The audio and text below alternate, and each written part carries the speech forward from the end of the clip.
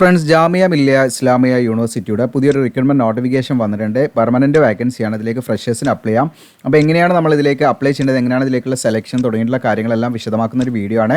അപ്പോൾ ഈ ഒരു അവസരം നിങ്ങൾ വിട്ടുകളയേണ്ട, നിങ്ങളുടെ കൂട്ടുകാരിലേക്ക് മാക്സിമം ഷെയർ ചെയ്ത് കൊടുക്കുക. അപ്പോൾ ഇത്തരത്തിലുള്ള വീഡിയോസ് കാര്യങ്ങളൊക്കെ നിങ്ങൾക്ക് ലഭിക്കുന്നതിനായിട്ട് നമ്മുടെ ചാനൽ സബ്സ്ക്രൈബ് ചെയ്യാവുന്നതാണ്. ബെല്ലൊക്കെ എനേബിൾ ചെയ്യുക. ഡെയിലി നമ്മൾ വീഡിയോ ചെയ്യുന്നുണ്ട്. അപ്പോൾ എല്ലാവിധ കാറ്റഗറിയിലുള്ള വീഡിയോസും കാര്യങ്ങളൊക്കെ നമ്മൾ ചെയ്തു വരുന്നുണ്ട്. അപ്പോൾ ഉടനെ തന്നെ സബ്സ്ക്രൈബ് ചെയ്യുക, ബെല്ലൊക്കെ എനേബിൾ ചെയ്ത് വെക്കുക, നിങ്ങളുടെ കൂട്ടുകാരിലേക്ക് ഷെയർ ചെയ്യുക, വീഡിയോ ഇഷ്ടപ്പെട്ടാൽ ലൈക്ക് ചെയ്യാനും മറക്കണ്ട. അപ്പോൾ നേരെ നമുക്ക് എന്ത് ചെയ്യാം, ഇതിൻ്റെ ഒഫീഷ്യൽ നോട്ടിഫിക്കേഷനിലേക്ക് വരാം. അപ്പോൾ വിവിധ വേക്കൻസികൾ വിളിച്ചിട്ടുണ്ട്. നിങ്ങൾക്ക് ഇവിടെ കാണാൻ പറ്റും മൾട്ടി ടാസ്കിംഗ് സ്റ്റാഫ് 60 വേക്കൻസി വിളിച്ചിട്ടുണ്ട്. അപ്പോൾ ഇതിൻ്റെ പേ സ്കെയിൽ ഇവിടെ കാണാം. പേ ലെവൽ 1 ആണ് വരുന്നത്. 18,000 മുതൽ 56,900 പ്ലസ് അലവൻസ് ഉണ്ടായിരിക്കും. 10th പാസ്, അത് 10ാം ക്ലാസ് പാസ്സായിരിക്കും ഇതിലേക്ക് അപ്ലൈ ചെയ്യാം. ഇനി ITI കഴിഞ്ഞവരാണെങ്കിൽ അപ്ലൈ ചെയ്യാം. ITI നിങ്ങൾക്ക് ഏത് ട്രേഡാണെങ്കിലും കുഴപ്പമില്ല, ജസ്റ്റ് ITI കഴിഞ്ഞവരാണെങ്കിൽ അത് വെച്ചിട്ട് അപ്ലൈ ചെയ്യാം. ഇനി 10ാം ക്ലാസ് മാത്രമാണെങ്കിൽ അത് വെച്ചിട്ട് നിങ്ങൾക്ക് ഇതിലേക്ക് അപ്ലൈ ചെയ്യാം. ഇതിലേക്ക് അപ്ലൈ ചെയ്യാനുള്ള ക്വാളിഫിക്കേഷൻ ഒന്നെങ്കിൽ SSLC പാസ്സായിരിക്കുക, അല്ലെങ്കിൽ നിങ്ങൾക്ക് 10ാം ക്ലാസ് പാസ്സായിരിക്കുക. അതല്ലെങ്കിൽ നിങ്ങൾക്ക് ITI ഉണ്ടെങ്കിൽ ITI വെച്ചിട്ടും അപ്ലൈ ചെയ്യാവുന്നതാണ്. അതോടൊപ്പം തന്നെ 40 വയസ്സ് വരെയാണ് ഇതിലേക്ക് അപ്ലൈ ചെയ്യാനുള്ള ഏജ് ലിമിറ്റ് എന്ന് പറയുന്നത്. അപ്പോൾ നിങ്ങൾക്ക് 40 വയസ്സ്, 18 വയസ്സ് മുതൽ 40 വയസ്സ് വരെ ഇതിലേക്ക് അപ്ലൈ ചെയ്യാം. ഓക്കെ. ഇനി അടുത്ത പോസ്റ്റ് ലോ ഡിവിഷൻ ക്ലർക്കാണ്. ഇതിലും 60 വേക്കൻസി ഉണ്ട്. ഇവിടെ കാണാൻ നിങ്ങൾക്ക് 19,900 മുതൽ 63,200 ആണ് ഇതിൻ്റെ പേ സ്കെയിൽ വരുന്നത്. പ്ലസ് അലവൻസും കാര്യം ഉണ്ടായിരിക്കും. ഇതിലേക്ക് നമുക്ക് ബാച്ചിലേഴ്സ് ഡിഗ്രി, ഏതെങ്കിലും വിഷയത്തിലൊരു ഡിഗ്രി ബിരുദം ഉണ്ടെങ്കിൽ നിങ്ങൾക്ക് ഇതിലേക്ക് അപ്ലൈ ചെയ്യാവുന്നതാണ്. ജസ്റ്റ് ഒരു ഡിഗ്രി കഴിഞ്ഞവർക്ക് ലോ ഡിവിഷൻ ക്ലർക്ക് അല്ലെങ്കിൽ LDC എന്ന് പറയുന്ന പോസ്റ്റിലേക്ക് അപ്ലൈ ചെയ്യാം. ജസ്റ്റ് ഒരു ഡിഗ്രി ഉണ്ടെങ്കിൽ അതിൽ നിങ്ങൾക്ക് ടൈപ്പിംഗ് സ്പീഡ് ഉണ്ടായിരിക്കണം എന്നുള്ളതാണ്. അതായത് 35 വേർഡ് പെർ മിനിറ്റ് എന്നുള്ള രീതിയിൽ നമുക്ക് ഇംഗ്ലീഷിൽ ടൈപ്പിംഗ് സ്പീഡ് ഉണ്ടായിരിക്കണം എന്നുള്ളതാണ്.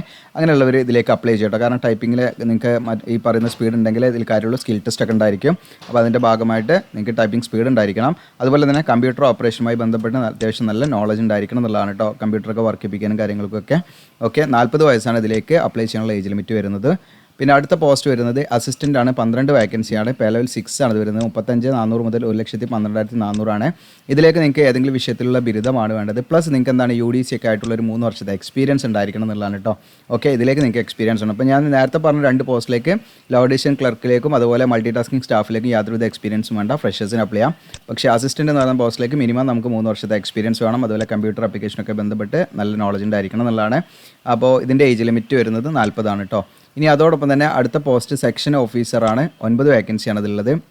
ഇതിൽ 44,900 മുതൽ നിങ്ങൾക്കൂടെ കാണാം 1,42,400 ആണ്. പേ ലെവൽ 7 ആണ്.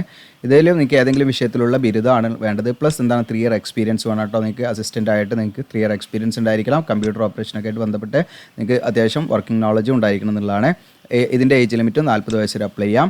ഇനി അടുത്ത് വരുന്നത് നിങ്ങൾക്കൂടെ കാണാം ഡെപ്യൂട്ടി രജിസ്ട്രാറാണ്. 2 വേക്കൻസിയാണ്. ഇതിലേക്ക് അത്യാവശ്യം നല്ല രീതിയിൽ എക്സ്പീരിയൻസ് ഉണ്ട്. 5 ഇയേഴ്സ് എക്സ്പീരിയൻസ് വേണം.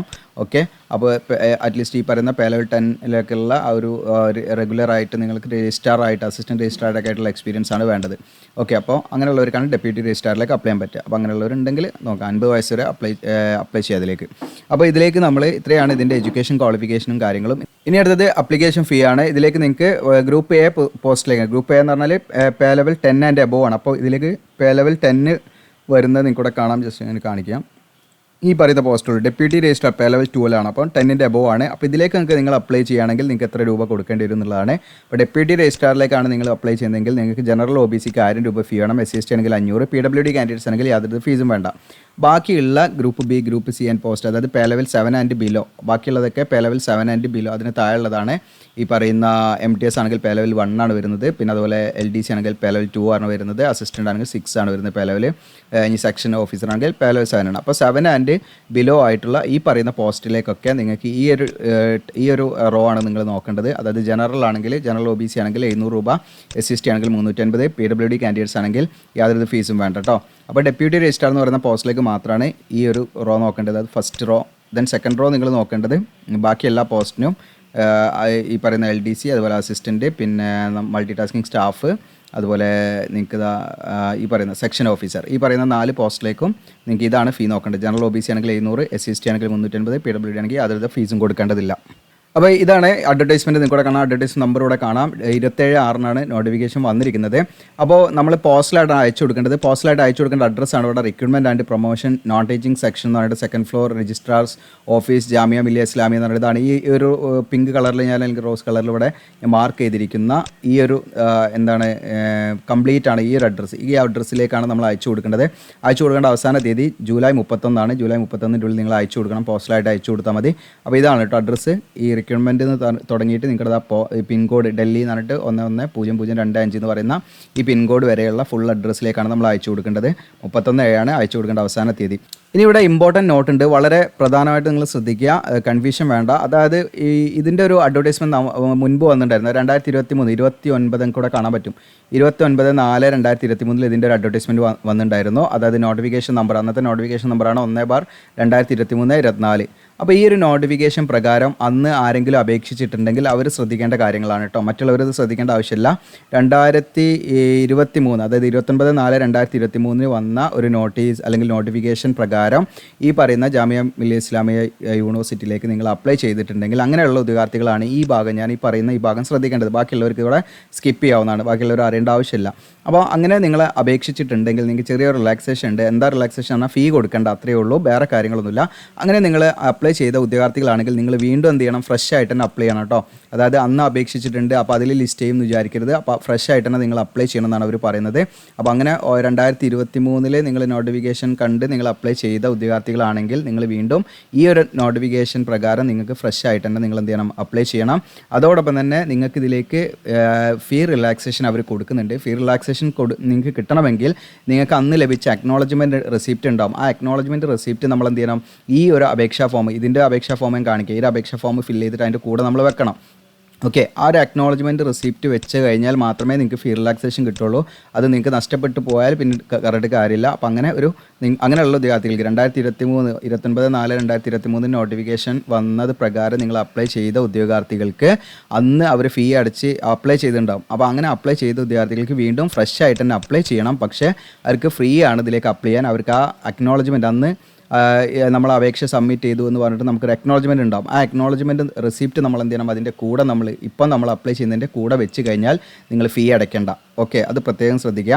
ഇനി അതോടൊപ്പം തന്നെ നിങ്ങൾ ഈ പറഞ്ഞിരിക്കുന്ന അഡ്വർടൈസ്മെൻറ്റ് പ്രകാരം അന്നത്തെ ലാസ്റ്റ് ഡേറ്റിൻ്റെ ഉള്ളിൽ നിങ്ങളുടെ ഏജ് ലിമിറ്റ് ആ ഒരു ക്രൈറ്റീരിയ നിങ്ങൾ മീറ്റ് ചെയ്തിട്ടുണ്ടെങ്കിൽ അങ്ങനെയുള്ളവർക്ക് ഏജ് റിലാക്സേഷൻ അവർ പറയുന്നുണ്ട്. അത് ഈ ഒരു അപേക്ഷയിൽ അവർക്ക് ആ ഏജ് റിലാക്സേഷൻ കിട്ടുമെന്ന് പറയുന്നുണ്ട് കേട്ടോ. ഓക്കെ, അങ്ങനെയുള്ള വിദ്യാർത്ഥികളുണ്ട്, ശ്രദ്ധിച്ചാൽ മതി, ബാക്കിയുള്ളവർ ശ്രദ്ധിക്കേണ്ട ആവശ്യമില്ല. അപ്പോൾ നമ്മൾ ഇതിലേക്ക് ഓൾറെഡി അപ്ലൈ ചെയ്തവരാണെങ്കിലാണ്, അതായത് 2023 അപ്ലൈ ചെയ്തവരാണെങ്കിൽ അത് ശ്രദ്ധിക്കേണ്ടത്, അല്ലാത്തവർ ശ്രദ്ധിക്കേണ്ട. അല്ലാത്തവർ ഡയറക്റ്റായിട്ട് ഫീ ഒക്കെ അടിച്ചിട്ട് അപ്ലൈ ചെയ്യുകയാണ് വേണ്ടത് കേട്ടോ. ഓക്കെ, അപ്പോൾ ഇനി ഇതിൻ്റെ കുറച്ച് ജനറൽ ആയിട്ടുള്ള കുറച്ച് കാര്യങ്ങളൊക്കെ ഉണ്ട്. അപ്പോൾ ഇതിലേക്ക് എല്ലാ പോസ്റ്റ് എന്ന് പറയുന്നത് നോൺ ടീച്ചിങ് പോസ്റ്റിലേക്കാണ് വിളിച്ചിരിക്കുന്നത്. അപ്പോൾ ഇതിൻ്റെ ഒരു സെലക്ഷൻ എന്ന് പറയുന്നത് റിട്ടൺ ടെസ്റ്റ് ഉണ്ടായിരിക്കും, സ്കിൽ ടെസ്റ്റ് ഉണ്ടായിരിക്കും, ട്രേഡ് ടെസ്റ്റ് ഉണ്ടായിരിക്കും, ഇൻ്റർവ്യൂ. അപ്പോൾ ഇതിൽ എല്ലാം ഉണ്ടായിക്കോളുന്നില്ല, ചിലപ്പം അപേക്ഷയുടെ എണ്ണത്തിനൊക്കെ അനുസരിച്ച് അതിൽ മാറ്റങ്ങളൊക്കെ വരാം. ഓക്കെ, അപ്പോൾ ഇതാണ് ഇതിൻ്റെ ഒരു സെലക്ഷൻ മെത്തേഡ് എന്ന് പറയുന്നത്. അതോടൊപ്പം തന്നെ നിങ്ങൾക്ക് ഗവൺമെൻറ് റൂൾ പ്രകാരമുള്ള ഏജ് റിലാക്സേഷൻ ഉണ്ടായിരിക്കും. OBC NCL ആണെങ്കിൽ 3 വർഷം, SC/ST ആണെങ്കിൽ 5 വർഷം, ദെൻ എക്സ് സർവീസ്മാൻ PWD കാൻഡിഡേറ്റ്സിനൊക്കെ ഏജ് റിലാക്സേഷൻ ഉണ്ടായിരിക്കും കേട്ടോ. പിന്നെ നിങ്ങൾ ശ്രദ്ധിക്കേണ്ടത് SC/ST OBC അങ്ങനെയുള്ള കാൻഡിഡേറ്റ്സ് ഒക്കെ ആണെങ്കിൽ നിങ്ങൾ എന്ത് ചെയ്യണം വെച്ചാൽ സെൻട്രൽ ഗവൺമെൻറ് പർപ്പസിന് തയ്യാറാക്കിയ കാറ്റഗറി സർട്ടിഫിക്കറ്റ് ഉണ്ടായിരിക്കണം എന്നുള്ളതാണ്.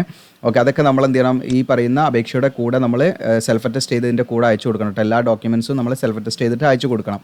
അപ്പോൾ അപേക്ഷ ഫോമൊക്കെ ഞാൻ കാണിക്കാം. അതുപോലെ തന്നെ നിങ്ങൾക്ക് ഒന്നിലധികം പോസ്റ്റിലേക്ക് അപ്ലൈ ചെയ്യാൻ താല്പര്യപ്പെടുന്നുണ്ടെങ്കിൽ സെപ്പറേറ്റ് ആയിട്ട് തന്നെ എന്ത് ചെയ്യണം, നിങ്ങൾ അപ്ലൈ ചെയ്യണം കേട്ടോ. സെപ്പറേറ്റ് ആയിട്ട് ഫീ അടയ്ക്കണം, സെപ്പറേറ്റ് ആയിട്ട് നിങ്ങൾ എന്ത് ചെയ്യണം, അപ്ലൈ ചെയ്യണം എന്നുള്ളതാണ് ഓരോ പോസ്റ്റിലേക്കും. ഇനി അടുത്ത് നമുക്ക് ഫീ അടയ്ക്കുന്നതുമായി ബന്ധപ്പെട്ടാണ്. ഫീ അടയ്ക്കേണ്ടത് നമുക്ക് ബാങ്കിൽ പോയിട്ടോ അല്ലെങ്കിൽ ഓൺലൈനായിട്ടൊക്കെ നമുക്ക് ഫീ അടയ്ക്കാം. അപ്പോൾ അക്കൗണ്ട് ഡീറ്റെയിൽസും കാര്യങ്ങളൊക്കെ കൂടെ കൊടുത്തിട്ടുണ്ട്, നിങ്ങൾക്ക് കൂടെ കാണാൻ പറ്റും. അപ്പോൾ നിങ്ങൾക്ക് ഡയറക്റ്റായിട്ട് ബാങ്കിൽ പോയിട്ട് അങ്ങനെ അടയ്ക്കാം. ഇനി അല്ലെങ്കിൽ നിങ്ങൾക്ക് എന്താണ് UPI ഉപയോഗിച്ചിട്ടോ അല്ലെങ്കിൽ നമുക്ക് ഇൻ്റർനെറ്റ് ബാങ്കിങ് ഉപയോഗിച്ചിട്ടോ ഒക്കെ ഫീ അടയ്ക്കാം. അപ്പോൾ നെയിം ഓഫ് ദ ബാങ്ക് കൂടെ കൊടുത്തിട്ടുണ്ട്, അതുപോലെ തന്നെ നെയിം ഓഫ് ബാങ്ക് അക്കൗണ്ട് കൂടെ കൊടുത്തിട്ടുണ്ട്, ബ്രാഞ്ച് കൊടുത്തിട്ടുണ്ട്, ബ്രാഞ്ച് കോഡ് കൊടുത്തിട്ടുണ്ട്, ബാങ്ക് അക്കൗണ്ട് നമ്പർ കൊടുത്തിട്ടുണ്ട് കേട്ടോ. അങ്ങനെ എല്ലാ ഡീറ്റെയിൽസും അതിൻ്റെ അഡ്രസ്സ് കാര്യങ്ങളെല്ലാം അതിൽ കൊടുത്തിട്ടുണ്ട്, ഫോൺ നമ്പർ എല്ലാ ഡീറ്റെയിൽസ് എടുക്കുക. അപ്പോൾ ഇത് നിങ്ങൾക്ക് ഡയറക്റ്റായിട്ട് ബാങ്ക് പോയാൽ അവർ അടിച്ചു തരും. അതല്ലെങ്കിൽ നിങ്ങൾക്ക് നെറ്റ് ബാങ്കോ അല്ലെങ്കിൽ UPI ഒക്കെ ഉപയോഗിച്ചിട്ട് നിങ്ങൾക്ക് മറ്റോ ആപ്പൊക്കെ ഉപയോഗിച്ചിട്ട് എന്ത് ചെയ്യാം, ഫീ പേയ്മെൻറ്റ് ചെയ്യാൻ പറ്റും കേട്ടോ. അപ്പോൾ അത് ചെയ്താൽ നിങ്ങൾ അതിൻ്റെ ആ ഒരു റെസിപ്റ്റ് അത് നിങ്ങൾ പ്രിൻ്റ് എടുക്കണം, അതിൻ്റെ ട്രാൻസാക്ഷൻ ID കാര്യങ്ങളൊക്കെ അതിലുണ്ടാവും. അപ്പോൾ അതൊക്കെ നിങ്ങൾ എന്ത് ചെയ്യണം, ആ ഒരു റെസിപ്റ്റ് നമ്മൾ ഇതിൻ്റെ കൂടെ അയച്ചു കൊടുക്കണം.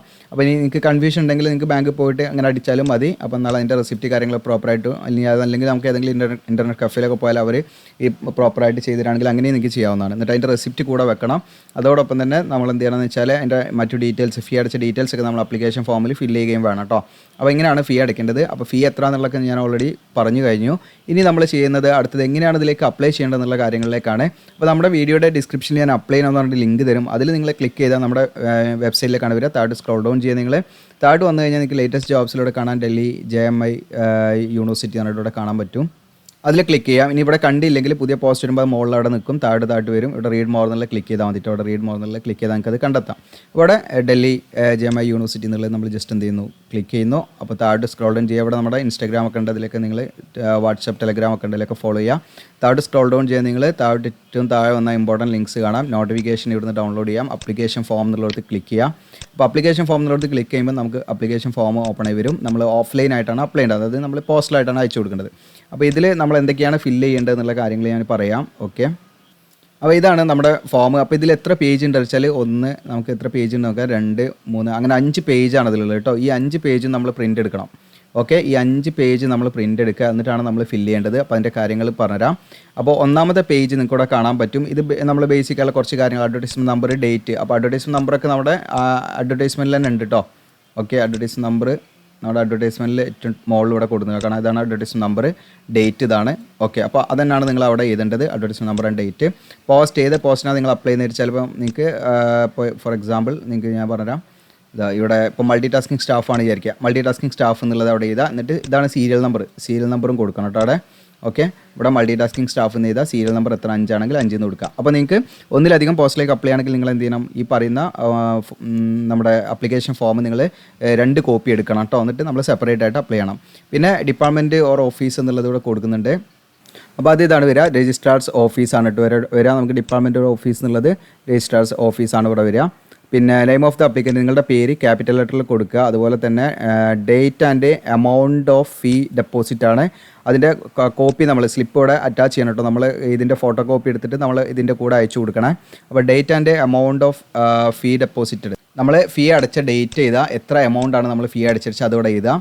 അതിനുശേഷം users bank and branch name, നമ്മൾ ഏത് ബാങ്ക് വഴിയാണ് നമ്മൾ ഫീ അടച്ചു വെച്ചാൽ അത് ആ ഒരു ബാങ്കിൻ്റെ പേരും ബ്രാഞ്ച് നെയിമും എഴുതണം, ഏത് ബാങ്കാണ്. അതുപോലെ തന്നെ പ്ലസ് അതിൻ്റെ കൂടെ ആ ബ്രാഞ്ച് നെയിം ഉണ്ടാവും, ബ്രാഞ്ച് നെയിം ഇവിടെ എഴുതി കൊടുക്കണം.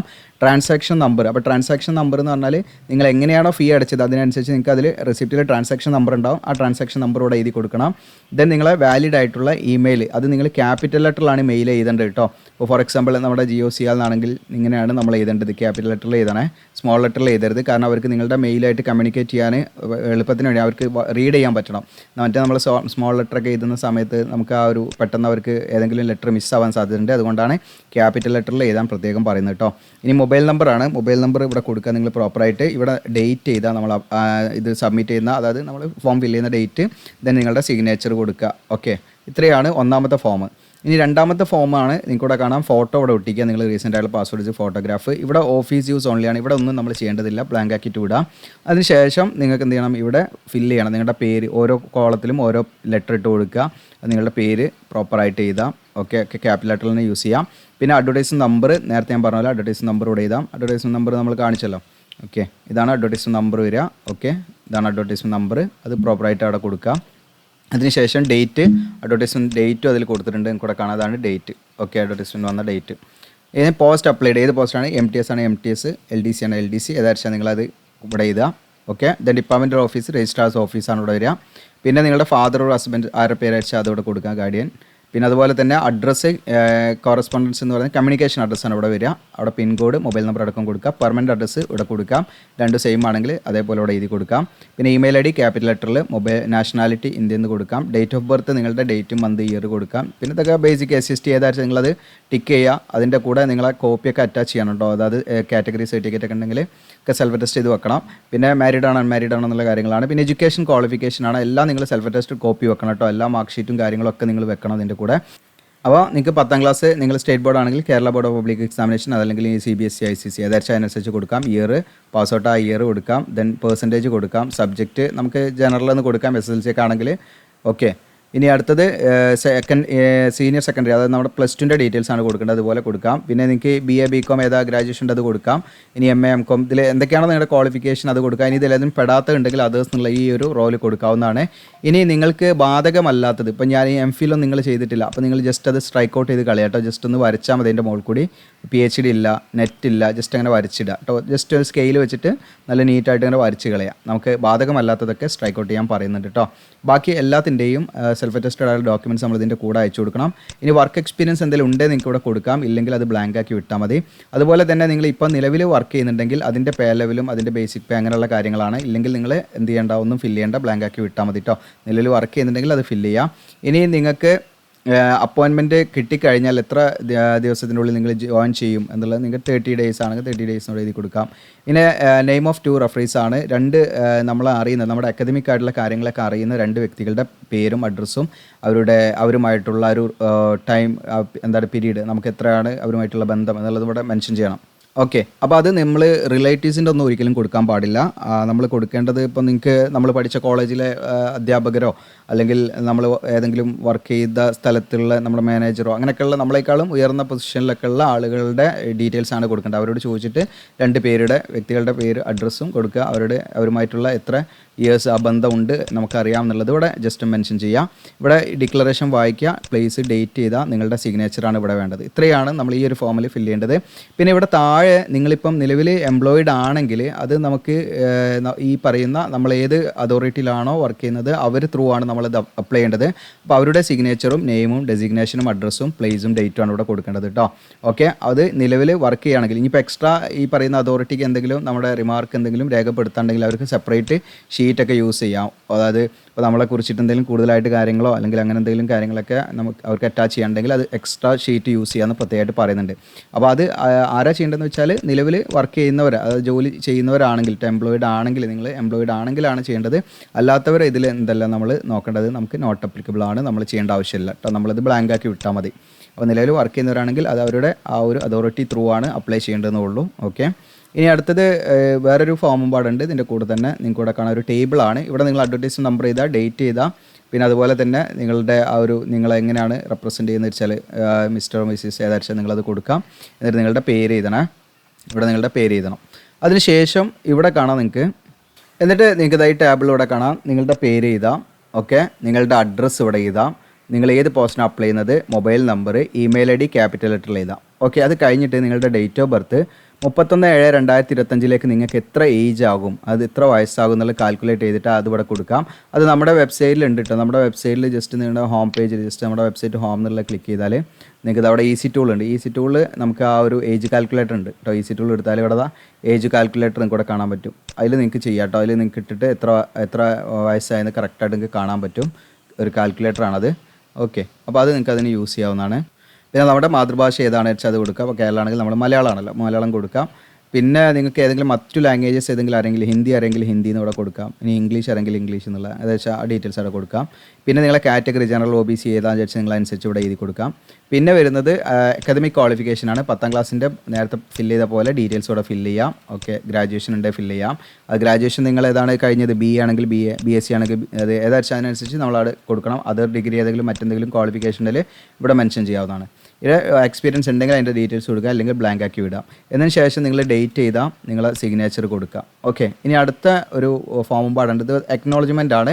നമ്മളെ ഫോം നമ്മൾ ഫില്ല് ചെയ്ത് കഴിഞ്ഞാൽ നമുക്ക് തിരിച്ച് കിട്ടുന്ന സംഭവമാണ് ഈ അക്നോളജ്മെൻറ്റ്.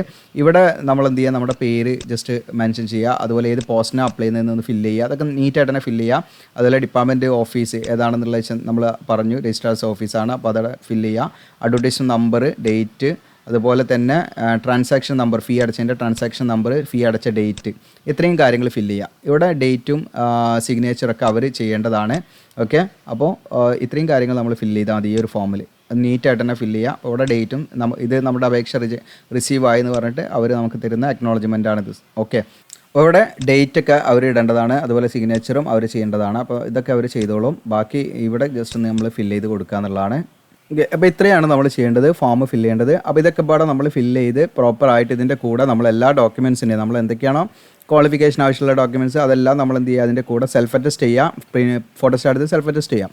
ഓക്കെ, അപ്പോൾ അതെല്ലാം വെച്ചിട്ട് നമ്മൾ പേയ്മെൻറ്റ് ചെയ്ത സ്ലിപ്പൊക്കെ വെച്ചിട്ട് നമ്മൾ അയച്ചു കൊടുക്കേണ്ട അഡ്രസ്സ് ഒന്നുകൂടെ കാണിക്കാം. ഇതാണ് അഡ്രസ്സ്.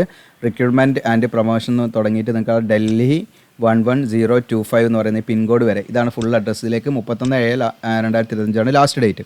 അപ്പോൾ ഇത്രയും കാര്യങ്ങളാണ് നമ്മൾ ശ്രദ്ധിക്കേണ്ടത്. ഇതിലേക്ക് നമ്മൾ പോസ്റ്റലായിട്ട് അയച്ചു കൊടുക്കാം. അത് സ്പീഡ് പോസ്റ്റായിട്ടൊക്കെ നിങ്ങൾക്ക് അയച്ചു കൊടുക്കാവുന്നതാണ്. അപ്പോൾ ഇത് യൂസ്ഫുൾ ആണെങ്കിൽ നിങ്ങളുടെ കൂട്ടുകാരിലേക്ക് ഷെയർ ചെയ്യാം. അതുപോലെ നിങ്ങളുടെ അഭിപ്രായങ്ങൾ കമൻറ്റായിട്ട് രേഖപ്പെടുത്തുക. നമ്മുടെ ചാനൽ സബ്സ്ക്രൈബ് ചെയ്യാനും ബെല്ലൈക്കൻ എനേബിൾ ചെയ്യാനും മറക്കണ്ട. താങ്ക്